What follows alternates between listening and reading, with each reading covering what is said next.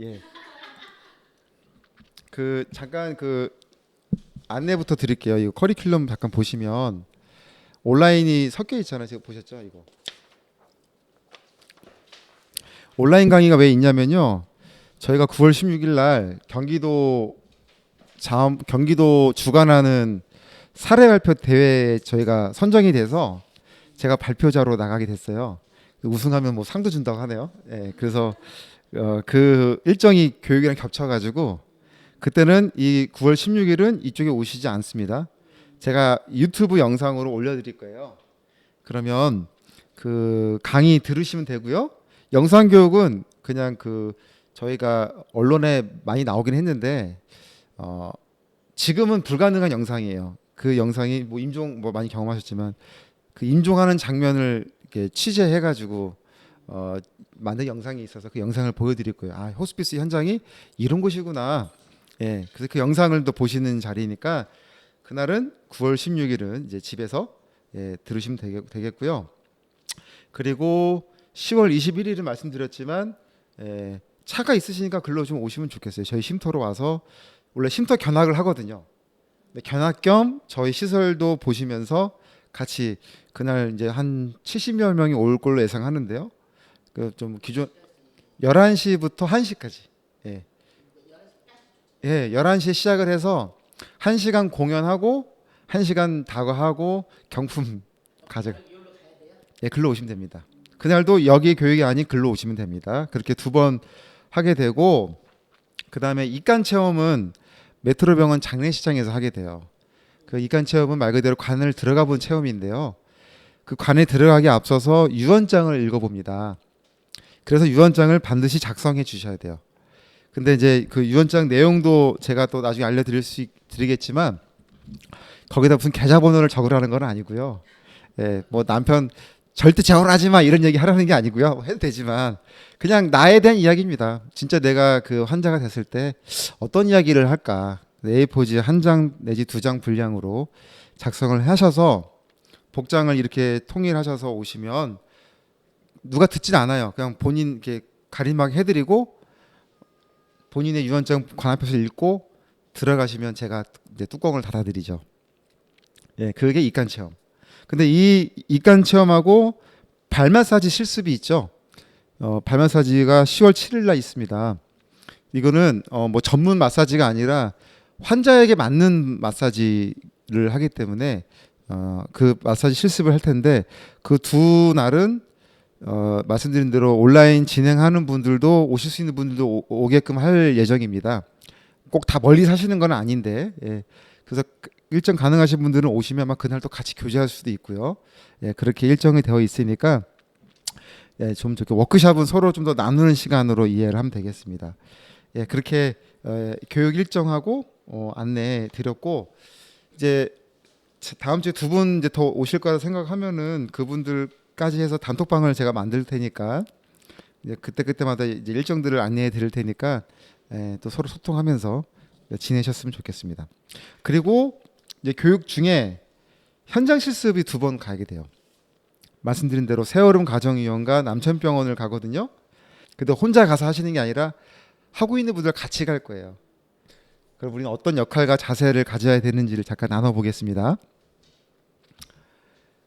버킷리스트 아시죠?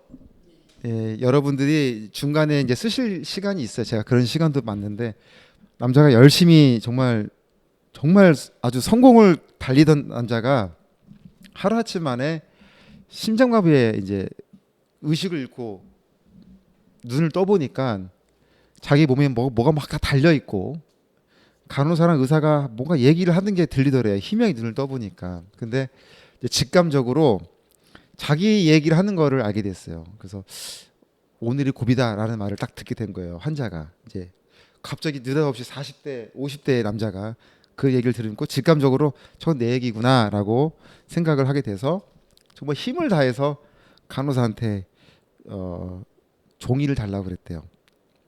싫어합니다. 그래서 자기가 그 마지막 힘을 모아서 5가지를 적었대요. 네. 근데 뭘 적었느냐? 첫 번째가 회심한다 했대요. 내가 이제 그 오늘이 내가 고비구나라는 걸 딱 듣고 마지막 힘을 다해서 5가지를 힘들게 적었더니 나중에 이제 이분은 기적적으로 살아났어요. 그래서 이제 그때 적은 걸 보면서 첫 번째가 회심한다 했대요. 그리고 두 번째가 입양한다. 그리고 세 번째가 더 논다. 네 번째가 가족과 더 논다. 그리고 마지막이 재단 설립이었대요. 왜냐면 이분은 지금 이 사람은 아주 성공을 가도를 달리고 있었기 때문에. 근데 이 4가지는 금방 했대요. 왜냐? 평소에도 생각하던 부분이었대요. 단지 나중에 미루던 일이었기 때문에 4가지는 금방 실천했는데 이 재단 설립은 망설여지더래요. 그냥 어떻게 하는지도 모르고 이 재단 설립 자체가 자기의 재산을 이제 다 기증하게 되는 거니까 한참 망설이다가 자기의 그 마지막입니다라는 말을 생각하면서 재단 설립까지도 하게 되었다라고 하는 어떤 그런 제가 이야기를 듣게 되었어요.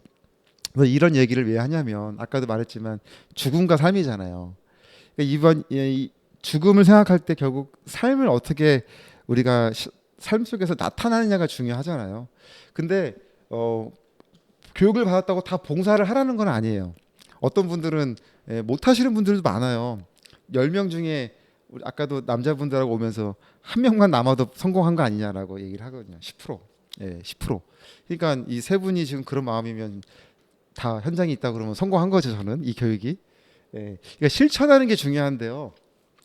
이 자원봉사자의 역할과 자세에서 결국 중요한 건 뭐냐면 실천하는 자리에 우리가 있는 거잖아요. 그러니까 죽음을 생각해 보면서 여러분들이 생각하는 바들을 다시 좀 미루지 않고 실천에 갔으면 좋겠다라고 생각을 합니다.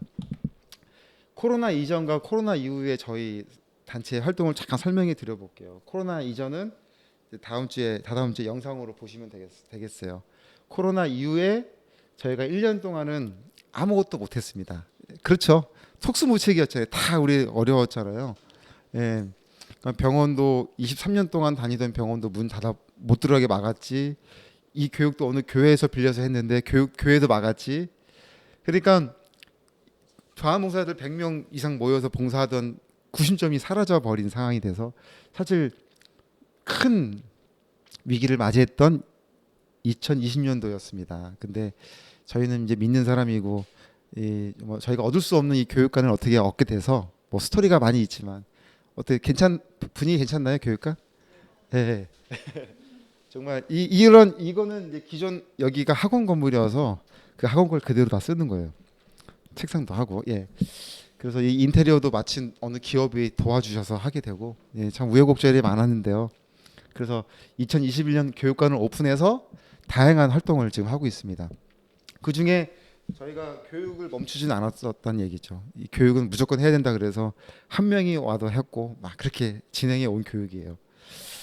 예, 코로나 이후는 그러고 그래서 이 교육관을 중심으로 지금 어떤 활동을 하고 있는지 잠깐 설명해 드리면 중창단을 저희가 아카펠라 팀을 가장 먼저 시작했어요. 그래도 지금 이 찬양의 힘이 오늘 여기까지 온 가장 큰 힘 중에 하나였거든요. 예, 그래서 코로나 때 이 귀한 분들이 함께해서 매주 월요일마다 연습을 하고 있습니다. 찬양하고 있고 이제 병원 예배에도 나서게 될 거고 10월 행사에도 아마 찬양을 들으시게 될 겁니다. 이 얘기는 제가 드리냐면은 기회 되면 오셔도 된다는 말씀을 하는 거예요. 이게 다 여러분들을 위한 프로그램이니까. 그다음에 칼림바 연주 팀이 있어요. 첫째 주, 셋째 주 토요일 날 연습을 하고 있습니다. 내년에는 인형극도 지금 만들어 볼 생각이거든요. 인형극. 예, 봉사자분들. 이거를 막 우리끼리 하는 게 아니라 봉사 때를 지금 준비하면서 이제 하는 프로그램들이란 걸 생각하면 돼요. 병동 봉사만 봉사가 아니라 이제 다양한 봉사를 이제 저희가 하게 됐어요. 예, 역할을. 그래서 칼림바 연주를 하고 있다라는 거. 가치동행이라고 제가 아마 이제 작년에 왔지만 이 교육관에서 한 달에 한 번씩 2번째 토요일 날 진행하고 있어요. 다음 주 토요일 날 시간 되시면은 오전에 오시면 되는데 제가 뭐냐면요. 다음 주에는 이 핸드 페인팅을 하거든요. 전문 강사가 와서 도자기 만든 거 가마에 구워서 보름 정도 후에 나올 거예요. 내가 만드는 컵. 근데 못 오시잖아요. 못 오시고 두 분은 다음 주에 오실 수 있다면 근데 10시 반이에요.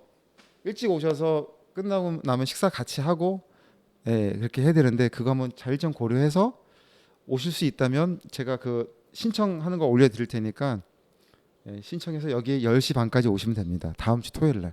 그러면 같이 동행 작업을 하니까 나만의 접시를 만들게 될 겁니다. 그리고 이제 봉사 말씀드린 것처럼 새오름과 남천병원에 봉사를 가고 있고요.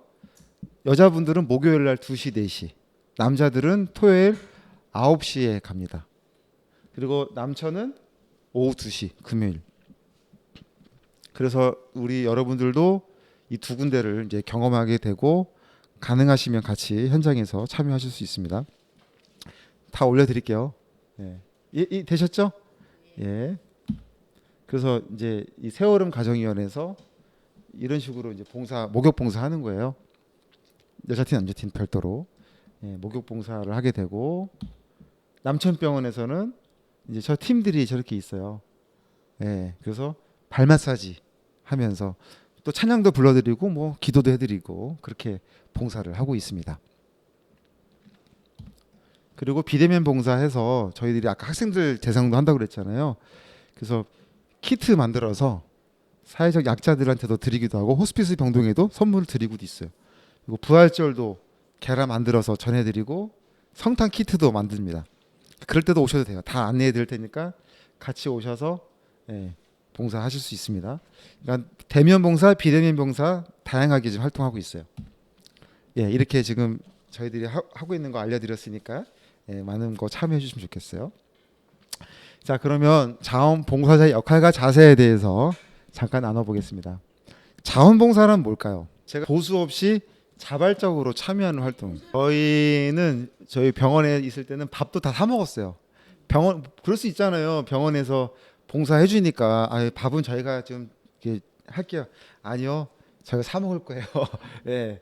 그래서 뭐 그런 것도 있어요. 병원에서 하면 뭐 쿠폰 같은 거 안 줘요. 뭐 그 건강금 그런 거 없이 아무것도 바라는 거 없이 예, 순수하게 자발적으로 참여해서 여러분들한테 제가 막 한 게 아니라 스스로 오신 거잖아요. 예. 제가요? 아유, 그것도 이제 예, 동아줄을 찾으신 건 여러분들이잖아요. 제가 여기 있어요라고 한 게 아니라 찾으신 거잖아요. 예, 그러니까 보수 없이 자발적으로 참여하는 활동이 자원봉사다. 또 본인이 생각하는 가치 있는 일을 선택하는 거예요. 아무리 옆에서 하라고 해도 내가 아니면 아닌 거 아니에요, 그죠? 이게 맞아라고 할 때 하는 일들이 예, 자원봉사이기 때문에 본인이 생각하는 가치 있는 일이다. 그리고 하나는 뭐냐면 보람과 열정이 있는 활동이다. 그게 자원봉사다. 예, 그런 마음과 자세를 가지고 이 일을 이제 우리 하게 되죠. 자원봉사자의 또 다른 이름은 저는 이 우리가 참 잘 쓰는 말 개미군단입니다. 개미군단. 아까도 우리 쉼터 자체도 다 십실반 모여서 지어진 건물이라고 했잖아요. 그리고 모든 하나하나가 누가 한 사람이 나서서 그러니까 뭐 한 사람이 다 하는 게 아니라 다 같이 해요. 개미들이 그렇잖아요. 다 역할이 있지만 다 같이 하잖아요. 저희는 그렇습니다. 너무 감사한 것은 너무나 많은 분들을 우리가 만나는데 막 한 번도 이렇게 불협화음이 일어나 본 적이 없어요. 25년 동안. 너무 감사해요. 그 많은 팀들이 서로 주장이 있을 수도 있을 텐데 다 이렇게 섬기면서 서로 다 이해하면서 멋진 집을 만들어 왔다라는 거. 예. 그래서 자원봉사자들이 얼마나 귀한지 저희들은 날마다 느끼고 있고 예, 감사하다는 말씀을 드려도 예, 지나치지 않습니다.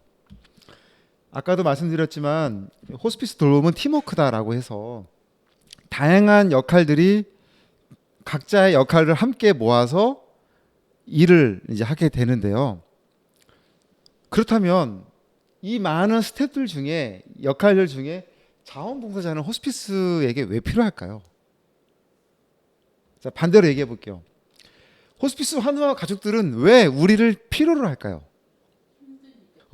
막 정답을 다 잘 말씀하시니까 질문하기 너무 재밌어요. 계속 질문을 해야 되겠어요.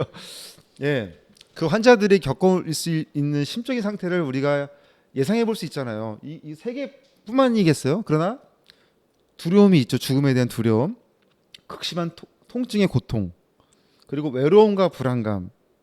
그 외에도 너무나 많은 감정들이 우리 환우들에게 있을 텐데 말씀 주신 것처럼 그분들은 지금 누구를 기다리고 있는 거예요? 친구를 기다리고 있는 친구. 여러분 그렇죠. 여러분 많이 속상하면 누구 찾아가요? 친구 찾아가잖아요. 그 가족한테도 말 못하는 것들을 친구한테 와서 차 한잔 먹으면서 풀 때 좋은 친구가 누구예요? 울어줄 때 울어주고, 예, 웃을 때 웃어주는 수 있는 친구잖아요. 나는 막 울고 있는데 웃어주면 돼요? 안 되잖아요. 그러니까 좋은 친구를 기다리고 있는 거예요. 한우들이. 근데 우리가 여기서 이 얘기를 해볼게요. 그럼 좋은 친구는 뭘까요? 좋은 친구. 좋은 친구는 뭐예요? 어떤 친구가 좋은 친구예요? 공감. 예. 그러니까 나의 슬픔을 공감. 근데 여러분 공감이라는 말이 얼마나 저는 호스피스의 가장 중요한 덕목이라고 생각하거든요. 공감. 여러분들은 공감 능력이 좋다고 생각하세요? 어떠세요? 어떠세요? 본인이 생각할 때 나는 공감 능력이 좋아라고 생각하세요? 예. 어떠세요? 나는 예. 반반. 예. 근데 제가 거의 더 여쭤보면 다 본인이 좋다고 하세요. 공감 능력이. 근데 엄친아라는 말 아세요? 엄친아? 엄친아는 말이 왜 나왔을까요? 엄마 친구 아들이라는 말이 왜 나왔어요? 비교하잖아요. 예? 공감한다고 하는데 왜 비교를 하냐고요. 그 아들을 열심히 하는데. 그리고 여러분들 그거 하지 않으세요? 집에 가서 저 집 남편은 이러는데 왜 당신은 이래? 이런 얘기 해본 적 없으세요? 최수종 보면서 왜 당신은 그거 못해? 그러지 않으세요? 공감한다는 말에 우리가 주의할 게 하나 있냐 뭐냐면 연민이라는 감정이 있거든요. 연민과 공감의 의미를 잘 생각해야 되는데 이겁니다. 여러분 친구 중에 정말 어려운 친구가 있다고 생각해 볼게요. 너무 어려워. 뭘 해도 안 되고 막 어떻게든 잘 살아보려고 발버둥 치는데 잘 안 되는 친구가 있다 생각해 보세요. 그럼 여러분들이 좋은 친구라면 그 친구를 볼 때 어때요? 가슴 아프고. 그러니까 밥도 사주고 싶고 좀 용돈도 주고 싶고 계속 응원해 주고 싶은 마음이 생기죠. 왜냐하면 여러분들은 그런 마음을 갖고 계신 거니까. 그래서 내가 참 내 마음을 막 다 쏟아부어서 그 친구를 막 힘을 주고 그랬는데 그 친구가 글쎄 로또에 당첨이 됐네요. 1등에 100억을 받았다고 생각해 보세요. 그러면 여러분들이 그 친구를 바라볼 때 그 친구를 바라볼 때 마음이 지금 100억이 된 마음의 친구와 바라볼 때 마음이 같아요? 어떻습니까? 했던 그렇죠. 그 친구를 바라봤던 내 마음이 잘 완전히 힘들었을 때 내가 막 많은 마음을 줬을 때 마음과 이제 나보다 더 잘 됐어. 100억이라는 큰 돈을 받은 그 친구를 바라볼 때 마음이 같냐고요. 같아질까요? 같아질 것 같아요? 예. 진심으로 축하해주고 맞아요. 그럴 수 있으면 좋죠. 야 이제 너도 나 좀 사줘라고 할 수 있지만 근데 그 친구를 바라봤던 어떤 안타까움 이런 마음들은 더 이상 생기지 않을 수도 있어요. 그게 연민이에요. 연민은 상대방이 늘 힘들어야 생기는 감정이에요. 그러니까 연민의 감정은 상대방이 늘 부정적인 상태가 됐을 때 느낄 수 있는 감정이에요. 근데 우리가 한우들을 바라볼 때 불쌍하잖아요. 아까도 말한 것처럼 나이가 많으신 분들도 있지만 젊은 사람도 있고 나랑 같은 나이대도 있는 사람도 있어요. 그런 사람들 볼 때 어떤 마음 들겠어요? 불쌍한 마음 들죠. 근데 그 마음이 연민인지 정말 그 사람을 사랑하는 마음인지 구분해 볼 필요가 있어요. 근데 이 마음을 잘 구분하지 않으면 내가 자꾸 뭔가를 해줘야만 내 만족이 된다고 생각하는 거죠. 근데 좋은 친구는 그게 아니잖아요. 아까 말씀드린 것처럼 옆에 있어주기만 하면 되거든요. 근데 봉사자분들 보면은 어느 순간 보면 본인이 말을 더 많이 해. 환자가 얘기를 했는데 그 마음에 대해서 본인이 막 더 평가를 해주면서 많은 말들을 하는 경우도 있거든요. 그러니까 그런 거 조심해야 되거든요. 들어준다고 하는데도 어느 순간 말 더 많이. 여러분 친구들도 그렇잖아요. 친구가 상담한다고 하는데 어느 순간 내가 말을 더 많이 하고 있어. 그렇죠. 그럴 때가 있어요. 그러니까 이 공감 능력은 타고난 성품이기도 하지만 저는 이렇게 현장에서 많이 경험할수록 저는 가질 수 있는 능력이라고 생각합니다. 제가 이 얘기했더니 어느 분이 막 그건 아니라고 얘기를 하시는 분도 있었는데, 제가 현장에 있어 볼 때 이 공감하는 마음이 이 호스피스의 가장 중요한 능력이라고 생각하고요. 이것을 우리가 어떻게 생각하고 배우고 발전해 나갈 수 있느냐에 저는 이 호스피스 봉사가 달려있다 생각합니다. 뿐만 아니라 여러분 어떤 봉사를 해도 마찬가지예요. 내가 얼마나 진짜 공감할 수 있느냐, 예, 그 마음을 내가 어떻게 늘 유지할 수 있느냐, 이것이 좋은 친구가 되는 저는 비결이라고 생각합니다. 그래서 이 마음을 이 교육을 통해서 배워갔으면 좋겠어요. 예. 공감이란 뭐냐? 같이 읽어볼까요? 시작. 아픔이 자신의 아픔으로 느낄 수 있는 능력. 예. 제가 능력이라 쓴 이유는 이 능력을 이거는 반드시 가져야 할 덕목이기 때문에 그래요. 그 상대방의 아픔을 느끼려면 어떻게 해야 되겠어요? 둘 중에 하나입니다. 내가 아파봤어야 되죠. 다리 부러지셨잖아요. 제가 잘 알잖아요. 부러져 봤거든요. 그러니까 얼마나 아프신지 알아요. 근데 우리가 암 환자를 바라볼 때 그렇다고 내가 아파볼 수 없잖아요. 그렇지 않습니까? 그러면 뭐예요? 두 번째는 관심이에요. 사랑, 간접 경험이라는 거죠. 간접 경험을 수도 없이 하면서 이 마음을, 상대방의 아픔을 느낄 수 있도록 계속 쌓아가는 거예요. 그러니까 막 오래 전문 그 공감에 저는 제일 어려운 사람이 많이 배운 사람이 생각해요. 아니면 뭐 경험이 많은 사람들 있죠. 저는 오히려 그런 사람들이 공감 능력에 위험하다고 생각을 합니다. 왜냐하면 이미 다 경험해봤다고 생각하거든요. 내가 경험해봐서 아는데, 아까 말한 엄청난 얘기잖아요. 엄마가 경험해봐서 아는데 엄마가 여기까지 살아봐서 아는데 그렇게 살면 안 되라고 얘기하지만 그 아들 입장에서는 최선을 다해서 살아간 걸 수도 있거든요. 재밌는 얘기 해줄게요. 저희 아이가, 딸 아이가 하나 있는데요. 저 아이가 이제 자꾸 의자 갖고 장난을 쳐요. 위험하잖아요. 그 제가 정말 사랑을 키우지만 유독 화내는 게 의자에서 장난칠 때예요. 몇 번 넘어진 적도 있어요. 근데 며칠 전에 막 대성통곡을 하고 올라오는 거예요, 애 엄마랑. 그 왜 그랬더니 아니나 다를까 넘어져가지고 막 뒤에 화분도 있었는데 다 깨졌다고 막 그러고, 애가 막 얼마나 울고 왔는지 몰라. 등을 보니까 멍이 들어 있어, 막 까져가지고. 제가 어떻게 할게요? 그 아이를 보면서 그냥 안아줬어요. 안아줬어요. 그랬더니 애가 울음을 그치는 거예요. 그러니까 얘는 지금 어떤 마음이었어요? 아픈 건 둘째치고 이제 저한테 혼날 것만 생각, 더 무서워, 더 크게 울고 왔던 거예요. 근데 제가 화를 내지 않고 그 아이의 놀람, 아픔을 그냥 안아주니까 울음이 순식간에 멈추더라니까요. 제가 거기서 하나님이 우리를 생각하는 마음을 배웠다니까요. 우리가 아무리 많은 죄를 져도 우리가 이 진짜 막 수시로 우리 혼나잖아요. 근데 감당 못할 문제 앞에 있으면 하나님 우리를 혼내시는 게 아니라 안아주시는구나, 우리를 기다려주시는구나, 품어주시는구나라는 하나님의 마음을 제가 그때 좀 깨달았는데, 그거 같아. 공감을 한다는 말. 아픔, 그 아픔을 먼저 느껴주니까 아이가 나한테 혼나지 않네라는 말에 이제 그 마음을 해결하는 것을 제가 보면서, 야, 공감한다는 말이 이렇게 할 수 있겠구나라는 생각을 더 해봐요. 하나 더 얘기하면, 저희가 토요일 날 아이가 쉬니까 아침에 일하더니 아빠한테 그러고, 저한테 아빠 오늘은 나랑 싸우지 말자 그러는 거예요. 그때 왜 그랬더니 하루 종일 있다 보면 막 싸우잖아요. 제가 그래놓고는 그날 와서 공감한다는 얘기를 하니까 얼마나 제가 부끄럽습니까. 48기 때 그 얘기를 했어요. 죄송하다고. 저도 못하는데 공감을 해야 된다고 얘기를 하면서, 얼마나 어려운 일인지를 우리는 생각하면서 이 현장에 있으면 좋겠어요.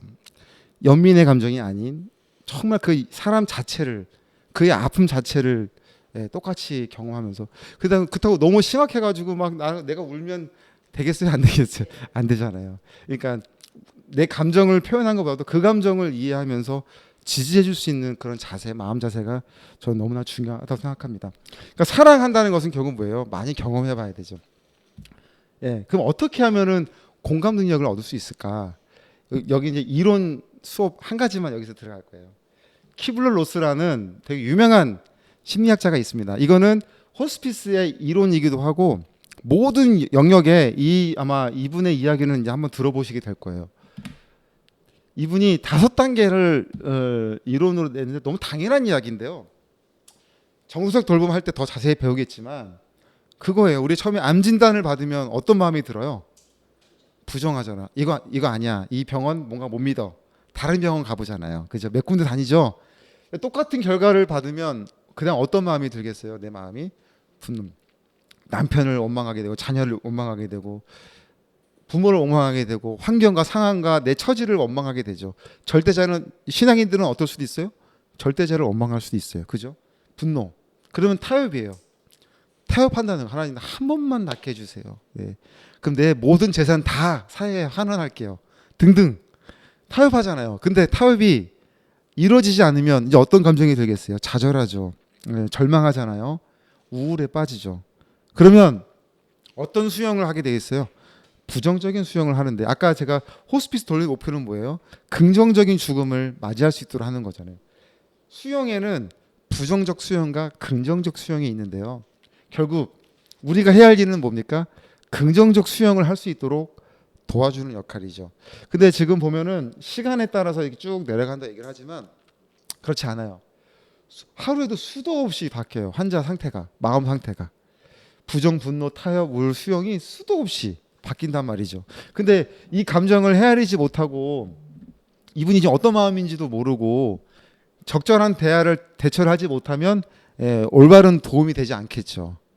그래서 이론적으로 칼같이 저 사람이 지금 부정, 분노 뭐 이런 건 아니지만 이 단계를 우리가 이해를 하지 않으면 안 되고 이게 꼭 호스피스뿐만 아니라 우리 일상에서 경험하는 일들이잖아요. 크고 작은 일들 경험할 때 다 이런 과정 거치잖아요. 그래서 이거를 외우셔야 돼요. 근데 5개 그냥 외우면 재미없잖아요. 앞글자 우리 가장 쉽게 외우는 거 앞글자 따는 거죠. 부분 타 우수인데 우가 왠지 재미가 없어. 여기 얘는 울로 하면 돼요. 부분 타 울수. 제가 17년 전에 배운 건데 아직도 안 잊어버려. 부분 타 울수 해볼게요. 시작. 부분 타 울수. 재미없죠? 타를 올리는 거예요. 부분 타 울수. 예. 17년 전에 배운 거 안 잊어버리고 있어요. 자, 3번 해볼게요. 시작. 부분 타 울수. 시작. 부분 타 울수. 한 번 더. 부분 타 울수.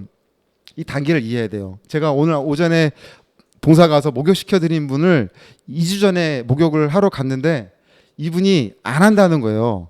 그러니까 따님이 옆에서 하라고 하는데 안 한대요. 근데 침상에 누우면서 저한테 뭐라 하냐면 목욕이 무슨 의미가 있어 그러더라고요.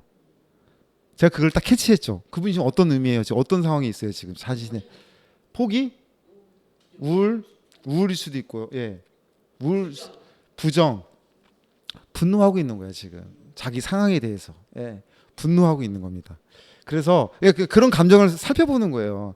그러니까 막 따님은 목욕을 못 시키니까 안타까워서 왜 안 하냐고 막 뭐라고 하지만 제가 다음에 와서 할게요라고 하고 주중에 한번 거기 가게 돼서 프로그램을 하러 갔는데 그분을 이제 대하면서 가해질 좀 해보세요 했더니 처음에 안 한다고 하더니 잘하시더라고요. 그래서 칭찬해 드리면서 오늘은 목욕해 드릴게요 했는데 오늘 목욕을 받으셨어요. 근데 목욕하면서 면도도 해드리고 좋으시죠? 네, 좋다고 그러더라고요. 다음에 오면 또 해드릴게요. 이제 그렇게 조금씩 이렇게 젖어 들어가게 하는 거죠. 그래서 그런 마음들이 긍정적 수용을 할 수 있도록 도와주려면 그분의 마음을 알아야 된다는 거죠. 예.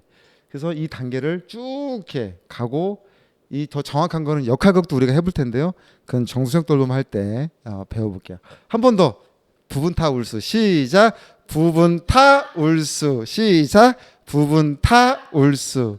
예, 절대 잊어버리시면 안 됩니다. 예. 다음에 또 예. 부정 분노 타. 근데 부분 타만 했더니 뒤에 단어를 또 생각 못 하시더라고요. 부정 시작. 부정 분노 타협 우울 수용. 근데 그 단계를 생각해 보면 이해돼요. 내가 경험해 볼 때 그런 마음이잖아면 이해됩니다. 꼭 기억해 주시면 좋겠어요. 이 단계를 잘 헤아릴 수 있으면 공감 능력이 또 발생할 수 있습니다. 또 하나는 뭐냐면 나 자신을 사랑할 줄 알아야 돼요. 여러분, 나 자신을 사랑한다는 게 뭘까? 이게 이제 뭐냐면 이기적인 사랑을 얘기하는 게 아니거든요. 제가 그래서 이제 아무래도 목회자니까 성경 얘기를 하나 해볼게요. 같이 한번 읽어볼게요. 시작. 예수께서 이르시되 내 마음을 다하고 목숨을 다하고 뜻을 다하여 주 너의 하나님을 사랑하라 하셨으니 이것이 크고 첫째 되는 계명이요 둘째도 그와 같으니 내 이웃을 내 자신같이 사랑하라 하셨으니 이 두 계명이 온 율법과 선지자의 강령이니라. 하나님 사랑을 잘하잖아요. 근데 두 번째 이웃을 누구처럼 사랑하래요? 자신같이 사랑하세요. 주님이 말씀하시는 거예요. 이게 무슨 말이에요? 내 자신을 내가 사랑할 줄 알아야 한다는 얘기를 하는 거예요. 이게 그럼 주님이 이것은 너만 생각해 이기적인 사랑인가라고 생각해 볼 수 있겠지만 주님이 그러실 분은 아니시니까 나를 내가 사랑해야 이웃을 사랑한다고 말하는 이 의미가 뭘지를 조금 더 생각해 볼게요. 시간을 사랑할 수 있어야 된다. 나의 시간. 그다음에 나의 기회를 사랑할 수 있어야 된다는 얘기고 나의 건강을 사랑할 수 있어야 된다는 거죠. 오늘 하루가 여러분에게 가장 건강한 날 아니에요? 그죠? 예, 이 건강은 뭐예요? 젊은 거잖아요. 오늘 내가 가장 젊은 날이잖아요. 이 건강을, 내 이 젊음을 어떻게 사랑할 수 있을까? 또 나에게 주어지는 많은 좋은 기회들을 내가 잘 선택할 수 있으면 행복한 거고, 예, 그 기회들을 또 걷어차면 누군가에게 가겠죠. 그 행복이. 예. 그 시간, 오늘 하루하루의 이 시간을 우리가 가치 있게 쓸 수 있다는 거. 그게 내 자신을 사랑하는 거 아니겠습니까? 그 마음을 가지고 이웃을 사랑할 수 있어야 된다. 그러니까 결국은 사랑 받아본 자가 사랑을 할 수 있는 거예요. 사랑을 모르는데 사랑한다는 건 어떻게 보면 좀 안 맞는 이야기 아닙니까?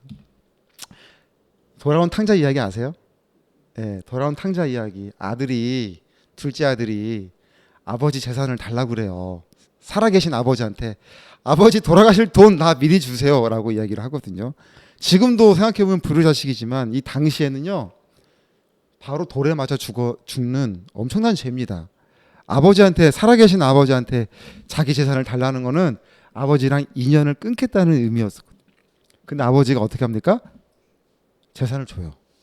그래 내가 너한테 물려줄 재산 줄게. 그때 이 아들이 그 돈을 다 가지고 집을 나가버려요.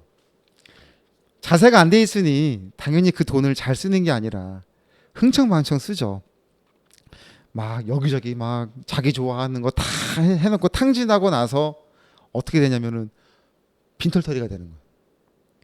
심지어 자기를 먹여줄 사람이 다 떠나간 거예요. 자기랑 그렇게 돈 많을 때는 붙어있던 사람들이 내가 안 좋아지니까 다 떠나가니까 심지어 밥도 못 먹는.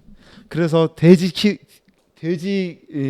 기르는 그 일을 하는데 돼지밥마저도 못 먹는 아주 비참한 신사가 되었을 때 이 아들이 누굴 생각하죠?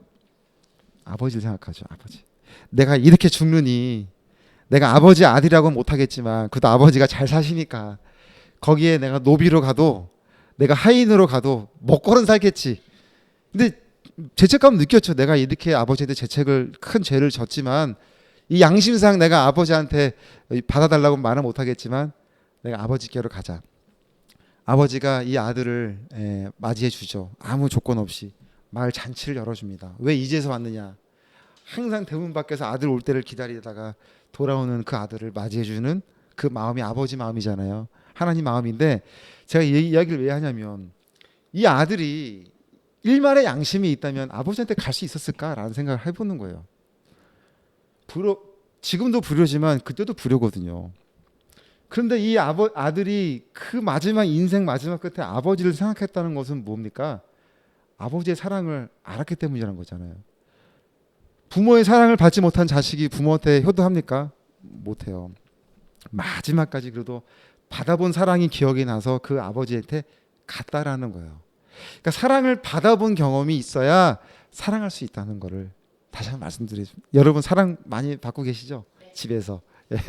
여행한 시간과 건강과 기회와 등등 여러분 정말 존재로서 사랑받고 계시죠?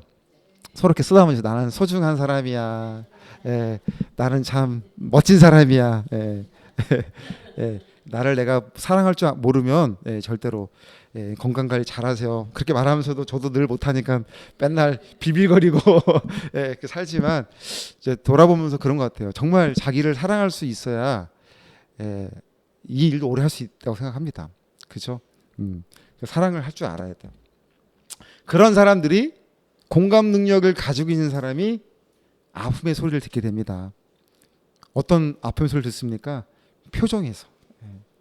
그 사람의 눈빛에서 그분이 내쉬는 작은 한숨 소리에서도 그의 아픔을 느낄 수 있는 사람이 될 수 있어요. 그게 바로 자원봉사자의 역할과 자세입니다. 우리가 그런 역할을 하는 거예요. 그러니까 뭐 기술적인 걸 제가 지금 얘기하는 거 아니잖아요. 우리의 마음이 어떠냐. 예, 그 마음을 가지고 하느님 앞에 바로 다가가야 돼요. 자세를 좀 더 알아볼게요. 죽음을 인생의 일부분으로 삶의 한 과정으로 인정할 수 있는 사람이어야 돼요. 사실 우리도 두렵잖아요. 예, 저도 늘 두려워요. 그런데도 내가 내 죽음마저도 정리하지 못한 사람이 누군가의 그 죽음을 인생의 한 부분을 같이 한다는 게 안 맞잖아요. 그래서 이것을 멀리 부정적으로 생각하는 것이 아니라 우리가 많이 경험해 봐야 한다고 할 때 그것은 뭐냐면 적극적 간접 경험이라는 거죠. 봉사의 자리에서 경험하는 거예요. 또 예, 뭐 종사자로서 계셨지만 그래서 교육과정에 임종연습과 유언장 작성이 왜 있느냐? 경험해 보기 위해서 있습니다. 예, 경험해 보기 위해서 그런 시간을 통해서 한번 점검해 보는 거죠.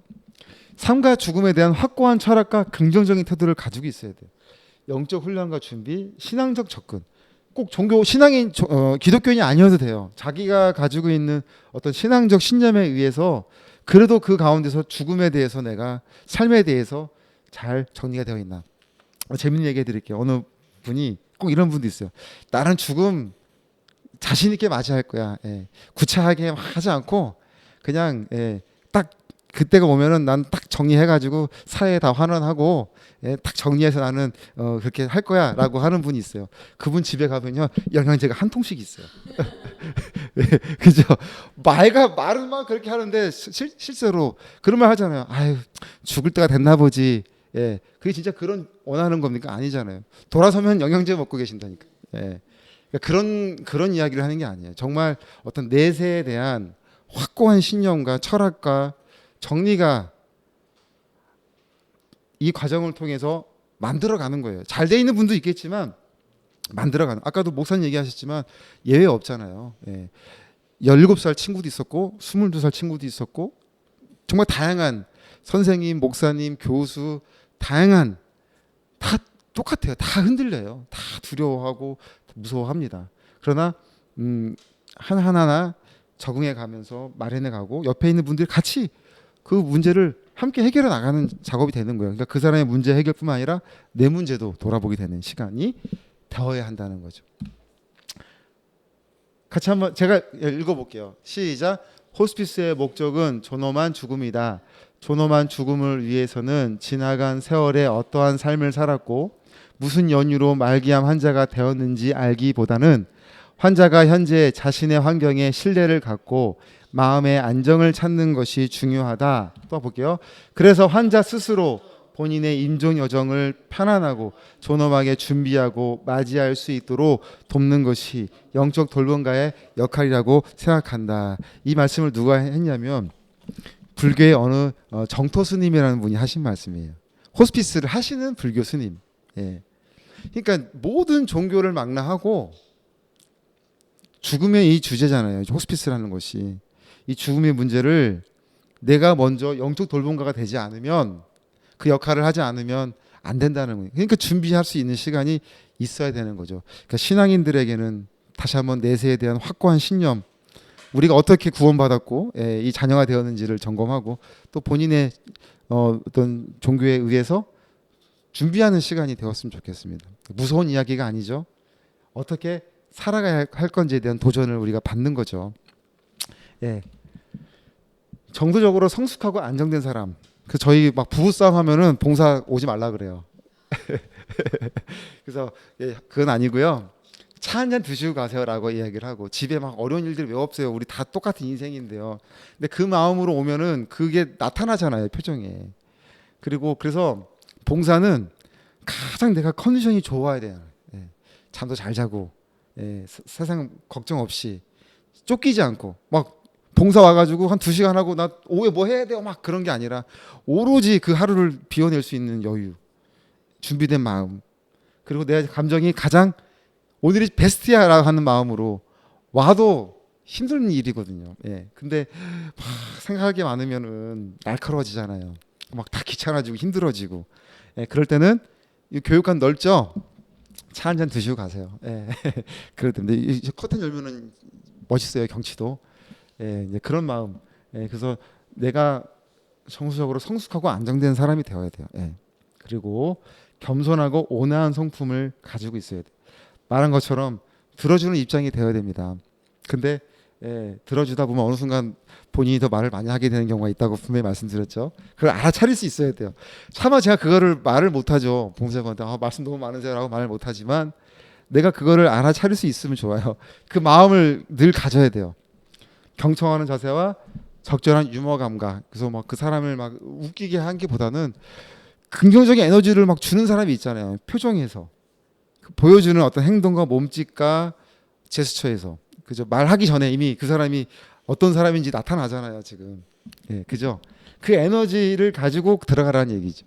그래야 보기만 해도 마음이 편안해지는. 근데 뭔가 쿵하고 있으면은 서로 불편해요.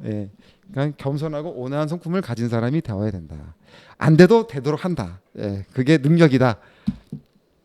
약속은 반드시 지키려는 사람이 돼야 된다. 아까도 사진 봤지만 그 한 분을 보고 웃었던 환자분 있었잖아요. 그분을 기다린 거거든요. 근데 꼭 갈 때 그래요. 또 올게요 해놓고 안 와. 그럼 기다린단 말이에요. 그러니까 약속을 반드시 지키려는 노력을 해야 돼요. 책임 있는 약속. 변동이 생길 때는 즉시 연락을 주시고 이것을 내가 어떻게 지속성을 가지고 할 수 있을까 노력해야 돼요. 왜냐하면 이 봉사 자체가 자발적으로 오신 거기 때문에 저희가 많은 프로그램들을 제공할 수 있지만 그 역시 참여하는 건 여러분들의 의지잖아요. 그래서 이거를 노력해야 돼요. 그리고 상대방에 대한 깊은 이해와 사랑, 서로 이렇게 내세우지 않고 서로 배려하고 그런 아름다운 관계가 될 수 있도록 노력해야 된다. 마지막으로 이 사진을 가지고 좀 결론을 내려보고자 합니다. 흔들리는 의자에 이제 남자가 앉아 있죠. 저 흔들리는 의자가 이제 어떻게 보면 인생이라고 보면 앉아 있는 사람이 이제 환우, 임종 환자라고 생각해 볼게요. 흔들리는 그 환경들이 너무 많죠. 근데 저 환자가 저 의자에서 막 일어나려고 하는 노력을 막 하고 있어요. 안간힘을 써서 이 의자에서 일어나려고 막 하고 있는데 힘이 없고 하니까 의자는 계속 흔들리고 앞에 있는 사람이 봉사자입니다. 봉사자가 그러면 어떤 일을 해줄 수 있을까요? 뭘 하면 돼요? 그렇게 일어나려고 하는데 흔들리는 의자에 있는 사람한테 봉사자라면 그 앞에 있는 사람이 뭘 딱 도와줄 수 있을까요? 손 잡아주고 의자를 잡아주고 맞죠? 근데 그 의자를 딱 잡아줘서 그 사람이 일어났어요. 그죠? 도와줬어요. 근데 내가 그 의자를 놓으면 어떻게 돼요? 또 흔들리는 의자에 있는 건 마찬가지예요. 그러니까 의자를 잡아주는 건 중요한 일이지만 결국 일시적인 도움밖에 되지 않는다는 거죠. 그러면 어떤 마음이냐면 저 꽃을 그 사람한테 전해주는 겁니다. 그러면 저 향기가 이 사람의 마음을 어떻게 되겠어요? 위로하게 되죠. 여러분 꽃 좋아하시죠? 꽃 선물을 왜 받아요?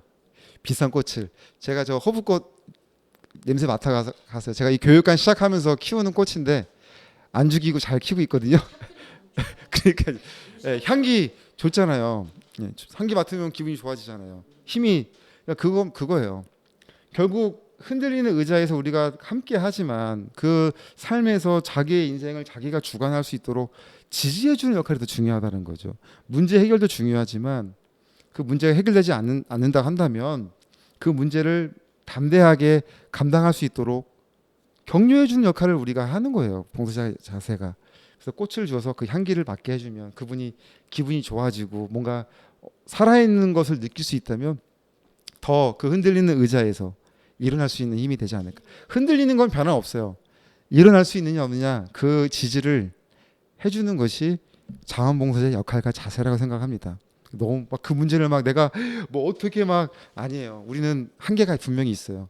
친구의 역할이지 해결사 역할이 아닌 거거든요. 결국 그 자신의 인생을 잘 마무리할 수 있도록 도와주는 역할을 우리가 하는 거죠. 마지막인데요. 2019년 코로나 전까지 호스피스 완화 의료가 시행되면서 이용률이 점점 높아지고 있었어요. 암환자 발생자 수고 이것은 뭐 숫자는 그냥 보시고 계속 늘어나게 되잖아요. 그 제가 17년 전에만 해도 4명 중에 1명이었거든요. 암 환자가. 근데 지금은 3명 중에 1명이에요. 그러면 앞으로 어떻게 되겠어요? 2명 중에 1명 될 가능성이 많죠. 당연한 거 아닙니까? 고령화 세대가 되면서. 그러니까 암 환자 수는 끊임없이 발생하는데 호스피스 현장은 어떠냐? 코로나를 기점으로 병원이 많이 없어졌어요. 오히려. 왜 그러냐? 되게 규제가 심해요. 그러니까 운영에 어떤 필요한 게 너무 많아요. 뭐 의사 수도 있어야 되고 간호사 수도 충분해야 되고. 근데 코로나 때 뭐 코호트 되니까 환자들 못 모시잖아요. 한번 하면 휘청하면은 회복하기가 어려운 게 현장이다 보니까 오히려 병원 수가 줄어버렸어요.